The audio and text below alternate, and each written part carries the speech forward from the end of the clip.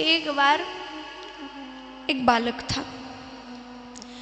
उस बालक ने एक संत के पास में शालिग्राम जी देखे।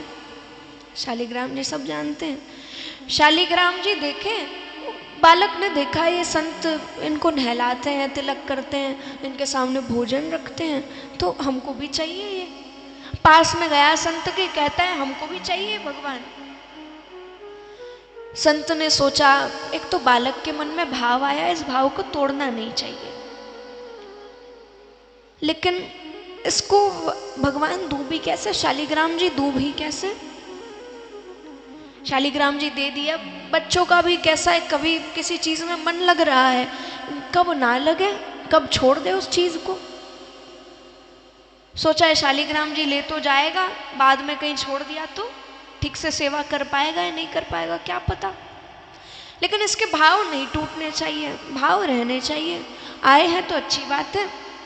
उन संत ने शालिग्राम जी तो अपने पास ही रहने दिए, एक साधारण पत्थर था वो उस बालक को दे दिया। कहते ये लो भगवान। वो बालक लेकर के गया उस पत्थर को। उसके लिए तो पत्थर ही भगवान है, असली शालिग्राम जी नहीं थे, ऐसे ही बस पत्थर था, वो दे दिया था। और वो बालक पत्थर लेकर के पहुंचा, बढ़िया स्नान कराने लगा, तिलक लगा दिया।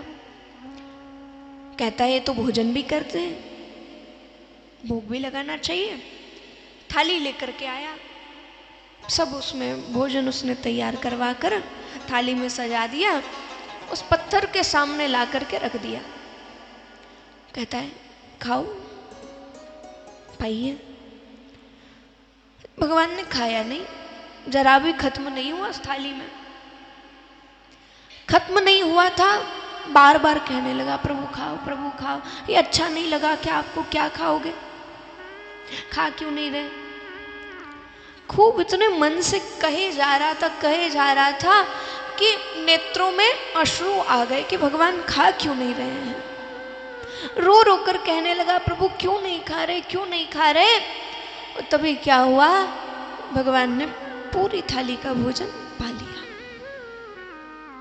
खत्म कर दिया। देखने लगा भगवान ने खा लिया, बड़ा खुश हो गया। संत को भी जाकर के बताया आज मेरे भगवान ने भोजन कर लिया, यानी मुझे भी स्वीकार कर लिया उन्होंने, मुझसे भी प्रसन्न हो गए। संत सोचते हैं कि खाया तो आज तक हमारे पास से भी नहीं, हम तो भोग लगाया करते थे, खत्म कभी कुछ नहीं हुआ, लेकिन इसके पास से भगवान ने खाया, ऐसी लीला दिखाई। संत भी रोने लगे, क्या करा मैंने असली शालिग्राम जी रख के, जब असली भाव ही नहीं आए भीतर।